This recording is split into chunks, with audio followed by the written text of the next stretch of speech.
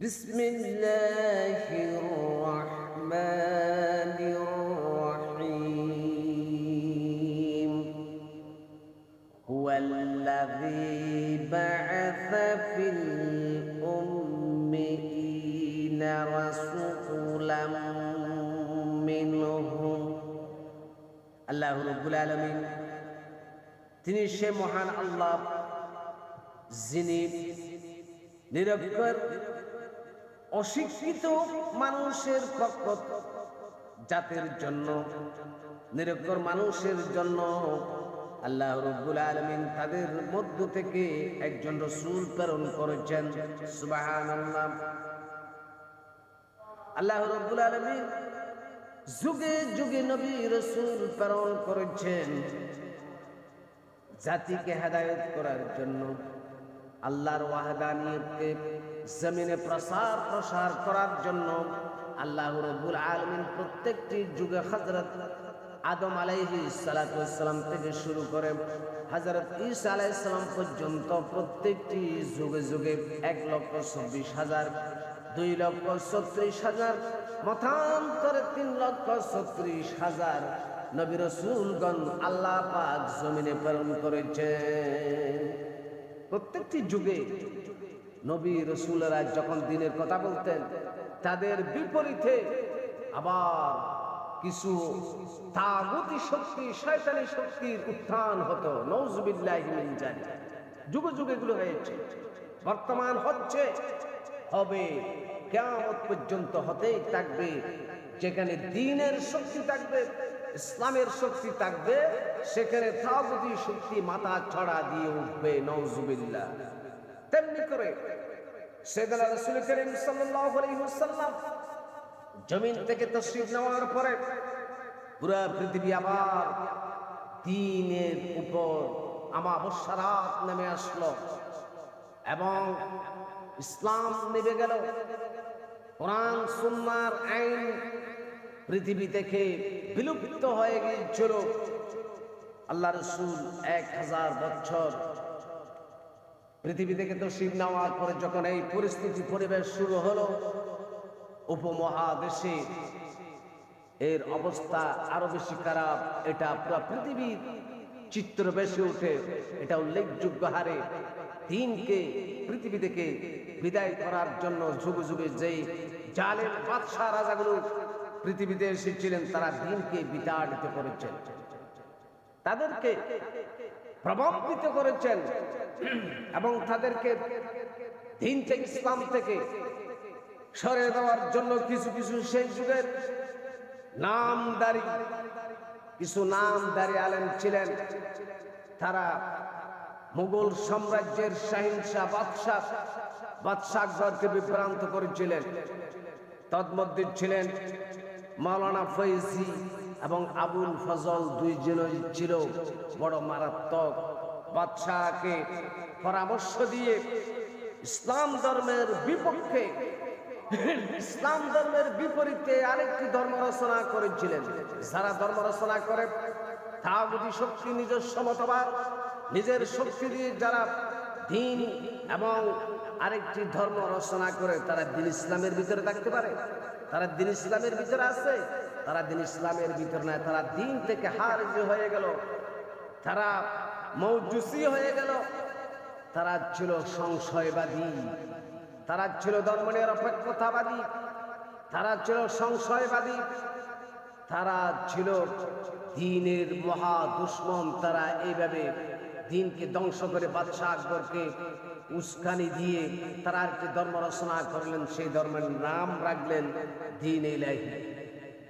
এই দ্বীন ইলাহি প্রতিষ্ঠিত করেছিলেন, এটা ফৈজি আর আবুল ফজলের নেতৃত্বে 1582 সালে নতুন ধর্ম দ্বীন ইলাহি প্রতিষ্ঠিত করে। এই ধর্মে অনেকগুলি নিয়ম রীতিনীতি ছিল, তন্মধ্যে পাওয়া যায়, আমি এগুলিকে নোট করেছি, সর্বমোট 1 থেকে প্রায় 21টি পর্যন্ত দ্বীনি শরীয়ত আর বাদশাহ আকবরের দ্বীন ইলাহির সাথে সাংঘর্ষিক বিষয় রয়েছে 21টির উপরে। 21টির উপরে ইসলাম ধর্মের সাথে আর দ্বীন ইলাহির সাথে সাংঘর্ষিক বিষয় হয়েছেন। এইগুলিকে তো পৃথিবী থেকে বিলুপ্ত করে দেওয়ার জন্য আল্লাহ পাক যুগে যুগে নবী রাসূলদের পরে আল্লাহ পাক পৃথিবীতে মুজাদ্দিদ প্রেরণ করেন। সুবহানাল্লাহ। হাদিস শরীফের ভিতরে এসেছে সাইয়েদনা রাসূল করিম সাল্লাল্লাহু আলাইহি ওয়াসাল্লাম ইরশাদ করেছেন, ইন্নাল্লাহা ইয়াবকু লিহাযিহিল উম্মতি আলা রাসি কুল্লি মিআতি সানাতিন মান ইউজাদ্দিদু লাহা দীনহা। আল্লাহ পাক আল্লাহর হাবিব বর্ণনা করেছেন যে নিশ্চয় আল্লাহ তাআলা এই উম্মতের হেদায়েতের জন্য প্রতি শতাব্দীতে এমন এক মহান পুরুষকে প্রেরণ করেন যিনি তার যুগের দ্বীনকে সংস্কার করবেন। সুবহানাল্লাহ। দ্বীন ইলাহির সাথে ইসলাম ধর্মের সাথে অনেকগুলি সাংঘর্ষিক বিষয় রয়েছে। তন্মধ্যে দ্বীন ইলাহি 1 নম্বরে যেগুলি করেছেন সেগুলির ভিতরে 1 নম্বরে রয়েছেন আমরা দ্বীন ইসলামের ধর্মের ভিতরে যে কলমা রয়েছে আমরা মুসলমানেরা পড়ি লা ইলাহা ইল্লাল্লাহু মুহাম্মাদুর রাসূলুল্লাহ। কিছুক্ষণ আগে সে মুশরিক ছিল, কিছুক্ষণ আগে সে কাফের ছিল। লা ইলাহা ইল্লাল্লাহ যখন বলল তখনও তার ঈমান পরিপূর্ণ হলো না। লা ইলাহা ইল্লাল্লাহ তো পৃথিবীর অনেক ধর্মের মানুষেরাই তো বলে, তারা কেউ কেউ বলে তো নাকি ঈশ্বরবাদকে স্বীকার করেন, কেউ তো আবার উপরওয়ালা বলেন, কেউ তো একত্ববাদের স্বীকার করেন। পৃথিবীর বুকের উপর নাস্তিক ছাড়া পৃথিবীর অন্য যে কোনো ধর্মের মানুষরা একত্ববাদকে বিশ্বাস করে। আল্লাহ রাব্বুল আলামিন একজন যা আছেন, সৃষ্টিকর্তা তো একজন যা আছেন বিশ্বাস করে। পৃথিবীর লক্ষ লক্ষ কোটি কোটি মানুষ বিশ্বাস করে, কিন্তু তারা এরপরও হেদায়েতের ভিতরে নাই। লা ইলাহা ইল্লাল্লাহ এটা বলল, তার ঈমান পরিপূর্ণ হলো না। সে কিছুক্ষণ আগে লা ইলাহা ইল্লাল্লাহ বলল আর মুহাম্মাদুর রাসূলুল্লাহ বললেন না, রিসালাতের স্বীকৃতি দিল না, সে ঈমানদার মুমিন এবং মুসলমান হইতে পারল না। সে যখন একসাথে বললেন লা ইলাহা ইল্লাল্লাহু মুহাম্মাদুর রাসূলুল্লাহ, একসাথে যখন বললেন আল্লাহর ওয়াহদানিয়তের স্বীকৃতি দিলেন আর রিসালাতের স্বীকৃতি দিলেন, আল্লাহর রাসূলকে স্বীকৃতি দিলেন, সেই মুসলমান হয়ে গেল। সে কি হলো? মুসলমান হয়ে গেল। দিন ইসলাম গ্রহণ করলেন। যে ইসলামের ভিতরে আছে লা ইলাহা ইল্লাল্লাহু মুহাম্মাদুর রাসূলুল্লাহ। কিন্তু এই কালিমার বিপক্ষে বাদশাহ আকবর একটা কলমা রচনা করেছেন যে আমি ধর্ম বানাইলাম, ঠিক আছে, তার তো কলমা দেওয়ার দরকার আছে। সে বলল কি লা ইলাহা ইল্লাল্লাহ, এটা ঠিক রাখলো। লা ইলাহা ইল্লাল্লাহ আল্লাহ ছাড়া কোনো মাবুদ নাই, এটা মানল। পরিশেষে বলল আকবর খলিফাতুল্লাহ। তাহলে নবীর নাম যে জায়গায় রিসালাতকে স্বীকার করলো সে ব্যক্তি, সে আর দ্বীনের ভিতরে নাই, দ্বীন থেকে হারিস হয়ে গেল, মুরতাদ হয়ে গেল, কাফের হয়ে গেল, সে আর মুসলমান থাকতে পারে না। তার নাম আনলো এখানে। এরপরে দ্বীনের কালমার পরিবর্তন করলেন, দ্বীন ইসলামের পরিবর্তন করলেন। অথচ দ্বীন হচ্ছেন, ইসলাম হচ্ছেন পৃথিবীতে যত ধর্মই থাকুক না কেন, আমাদের কোরআনে মাজিদে আল্লাহ পাক সূরাতুল আলে ইমরানে আল্লাহ বলেছেন ইন্নাদ দীনা ইনদাল্লাহিল ইসলাম, আমি দ্বীন একমাত্র দ্বীন ইসলাম, কেবলমাত্র শুধুমাত্র দিন ইসলামকে আমার মনোনীত ধর্ম হিসেবে আমি গ্রহণ করেছি এবং মনোনীত ধর্ম হচ্ছেন ইসলাম। আল্লাহর ধর্ম, মনোনীত ধর্ম হচ্ছেন ইসলাম। সুবহানাল্লাহ। ভাইয়েরা আমার, দিন ইসলাম হচ্ছেন পরিপূর্ণ। এরপরে 2 নম্বরে, সে যখন কলমা পড়লে মুসলমান হয়, আর এখানে মুসলমান বাদ দিলে আমরা কলমা যখন পড়ি আমরা মুসলমান হয়ে যাই।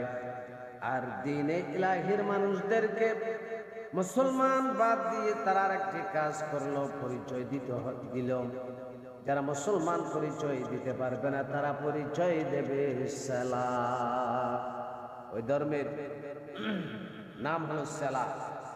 এই ধর্মে যারা লোক আসবে তারা সবগুলি সালাহ হিসেবে পরিচিত হবে, মুসলমান হিসেবে পরিচিত হবে। অথচ আল্লাহ পাক মুসলমানদের কথা কোরআন মাজিদে বলেছেন। আল্লাহ রাব্বুল আলামিন বলেছেন সূরাতুল আনআমের ভিতরে 162 নম্বর আয়াতের ভিতরে আল্লাহ বলেছেন, কুল ইন্নাস সালাতি ওয়া নুসুকি ওয়া মাহইয়ায়া ওয়া মামাতি লিল্লাহি রাব্বিল আলামিন লা শারীকা লাহু ওয়া বিযালিকা উমিরতু ওয়া আনা আউয়ালুল মুসলিমিন।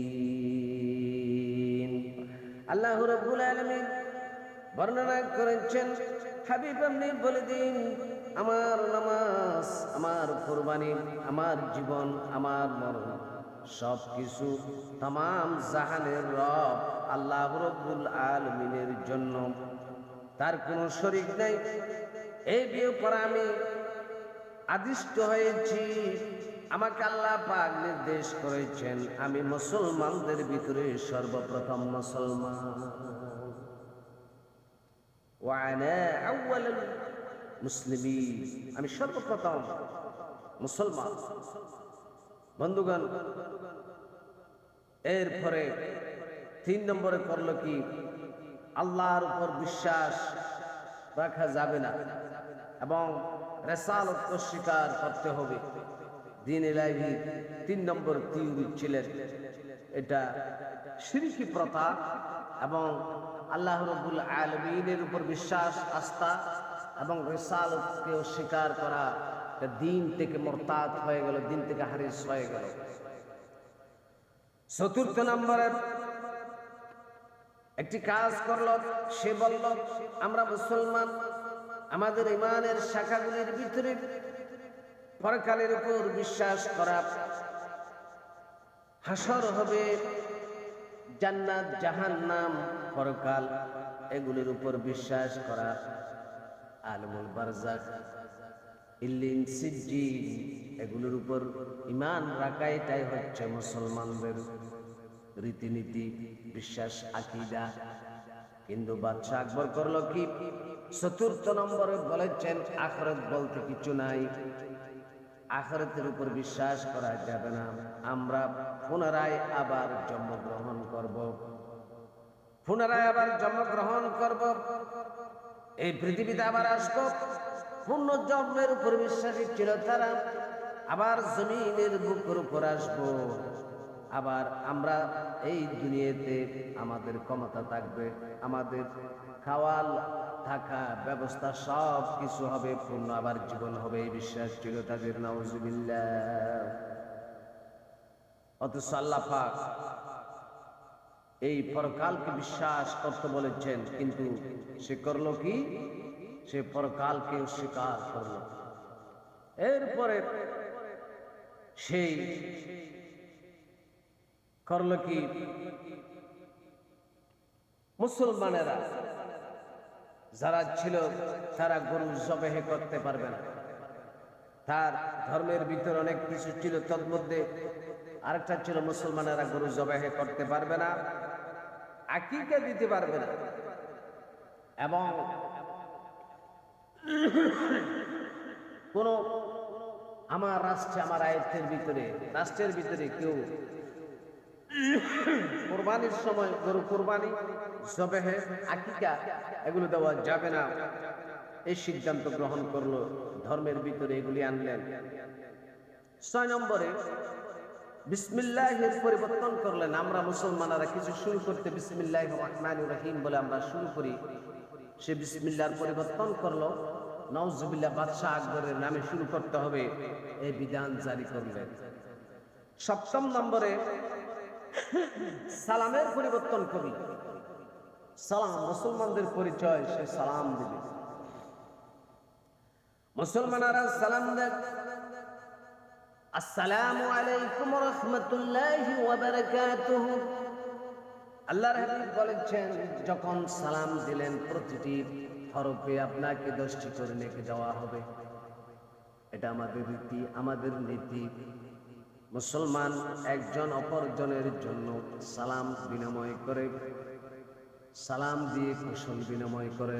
সুবহানাল্লাহ। বাদশা আকবর করছে কি, সালাম দেওয়া যাবে না। একজন দ্বীন এলাহির মানুষ অপরজনের সাথে যখন দেখা হয়, যদি কৌশল বিনিময় করতে হয়, করবে প্রথমে যে ব্যক্তি দেখবেন সে বলবে আল্লাহু আকবার। আল্লাহু আকবার বলতে বাদশা আকবরকে বোঝানো হলো, জবাবে সেই আল্লাহু আকবরের জবাবে বলবে জাল্লা জালালুহু। নাউযুবিল্লাহি মিন জালিক। সালামের পরিবর্তন করে দিলে। আল্লাহর রাসূল বলেছেন যে তোমরা পরিচিত অপরিচিত মুসলমান একজন অপরজনকে সালাম করো আর মানুষকে বেশি বেশি খানা খাওয়াও, এটা আল্লাহর রাসূল বলেছেন। এরপরে আল্লাহর ঘর খাবার, শরীফকে অবমাননা করার জন্য আরেকটি কাজ করলেন। মুসলমানদের যখন মৃত্যু হয়, তাদেরকে উত্তর দিকে তার খল্লা রেখে, মাথা রেখে, পশ্চিম দিকে চেহারাকে একটু রেখে আল্লাহর ঘরকে সামনে রেখে তাকে দাফন করা হয়। এবং রাত্রে শোয়ার সময় মুসলমানেরা তার খল্লা অথবা মাথা উত্তর দিকে রেখে সেই শয়ন করে। এ করছে কি, তার ধর্মে জারি করলো। সেই ইলাহি ধর্মের মানুষ, দ্বীন ইলাহির মানুষেরা পূর্ব দিকে তার মাথা রাখবে, পশ্চিম দিকে তার পা গুলি রাখবে। নাউযুবিল্লাহি মিন জালিক। যেহেতু খাবার বিপরীতে তার পা গুলি চলে যায়। নাউযুবিল্লাহ। তাদের মানুষ যখন মারা যেত, তাদেরকে পূর্ব দিকে তাদের মাথা রেখে, পশ্চিম দিকে পা রেখে তাদেরকে কবর দেওয়া হতো, দাফন করা হতো, তাদেরকে মাটির ভিতরে পুঁতে রাখা হতো। নাউযুবিল্লাহি মিন জালিক। যেহেতু আল্লাহর ঘর কাবা ঘরের অবমাননা হয়, সেই ব্যবস্থাটাই করেছিলেন। 10 নম্বরে সাইয়েদনা রাসূল করিম সাল্লাল্লাহু আলাইহি ওয়াসাল্লাম মক্কার জমিন থেকে মদিনা শরীফ যখন হিজরত করেছিলেন, এরপর থেকে হিজরি সন গণনা শুরু হলো। বাদশা আকবর করছে কি, হিজরি সন লেখা যাবে না, আলফি লিখতে হবে। আলফি লিখতে হবে। এই লেখার মাধ্যমে হিজরি সনের পরিবর্তন করে দিলেন। তাদের বিবাহ পদ্ধতি ছিল আরো মারাত্মক। হিন্দু মুসলমান যে কোনো জাতের মানুষ হোক না কেন, একজন অপরজনকে বিবাহ করতে পারবে। কোনো ধর্ম, কর্ম, কালাম কিছুর প্রয়োজন হবে না। সেই যে যাকে ইচ্ছা বিবাহ করতে পারবে, যার যার ধর্ম সেই পালন করবে। নাউযুবিল্লাহ। 12 নম্বরে নিষিদ্ধ করলেন, দাড়ি রাখা যাবে না। কোন মুসলমান দাড়ি রাখা যাবে না। বাদশা আকবর নিজেও দাড়ি রাখেন নাই। আল্লাহ রাসূলের সুন্নতকে অবমাননা করার জন্য দ্বীন ইলাহির মানুষেরা দাড়ি রাখত না, দাড়ি রাখাটা নিষিদ্ধ করে দিলেন। 12 নম্বর। 13 নম্বরে অথচ আল্লাহ মদকে হারাম করে দিয়েছেন। আল্লাহ মদকে হারাম করেছেন, নেশাকে হারাম করেছেন। বাদশাহ আকবর এগুলিকে হালাল করেছে, এগুলিকে হালাল করেছে।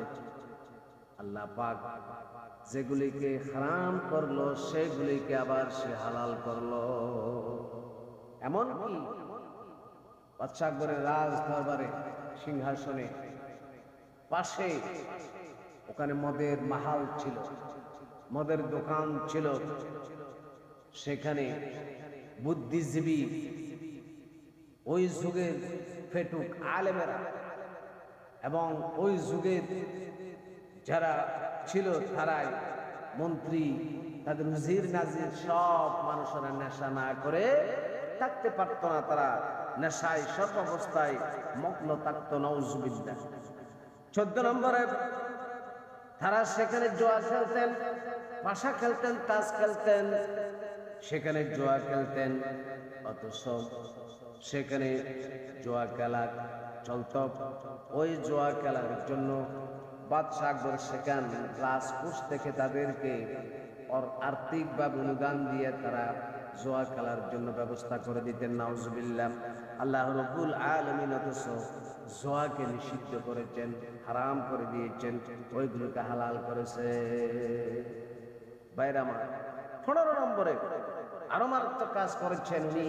ওনার এলাকায় পতিতালয়, বেশ্যাবৃত্তি এগুলো চালু করেছেন, পতিতালয় করেছেন। নাউজুবিল্লাহি মিন জালিক। এগুলি ওনার দেশে ছিল, তাদের ধর্মের জন্য এগুলো জায়েজ ছিল। নাউজুবিল্লাহ। অথচ জিনাকে হালাল করলো আর বিবাহকে হারাম করলো। এই ছিল তার নীতি পদ্ধতি। এরপরে প্রতি বছর মেলার আয়োজন করত, উৎসবের আয়োজন করত। ওই উৎসবের ভিতরে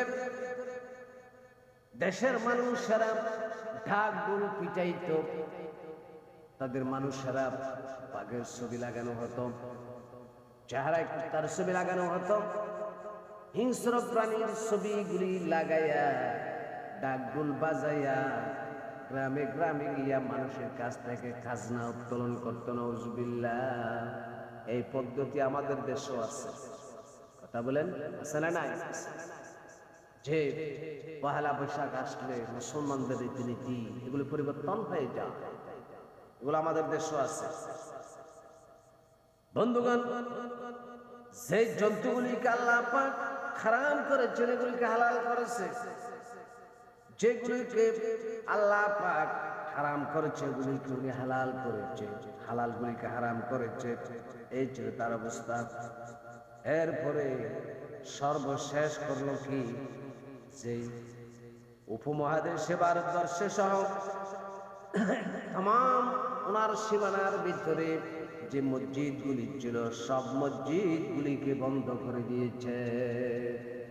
মসজিদ বন্ধ করে মন্দির নির্মাণ করলো বাদশাহ আকবর। এরপর 20 নম্বরে মুসলমানদের বাচ্চাদেরকে খতনা করা হয়। সে খতনা বন্ধ করে দিল, খতনা করা যাবে না। সে যখন 13 বছর পার হয়ে যাবে, যার ইচ্ছা সে করলে করুক আর না করলে না করুক, এই রীতিনীতি চালু করলেন। 21 নম্বরে শেষ হচ্ছেন ইসলামের শরীয়তে যা আছে সবগুলো নিষিদ্ধ করলেন। আল্লাহ পাক বললেন, তোমাকে শাস্তি দেবার জন্য আমি এমন একজন বীর পুরুষ, মহাপুরুষ, যাকে বলা হয় ইমামে রব্বানি, যাকে বলা হয় মুসলিহ, যাকে বলা হয় কাইয়ুমে জামানি, মুজাদ্দিদে আল-ফিসানি, শেখ আহমদ ফারুক সরহিন্দি রহমতুল্লাহি আলাইহি, আল্লাহ পাক সেই সময়ে প্রেরণ করে বাদশাহ আকবরের বিরুদ্ধে জিহাদ করে বিপ্লব ঘটিয়েছিলেন। সুবহানাল্লাহ। আল্লাহ জাল্লাল্লাহু আলাইহি ওয়াসাল্লাম থেকে উপকৃত করে সকল বলা আমিন।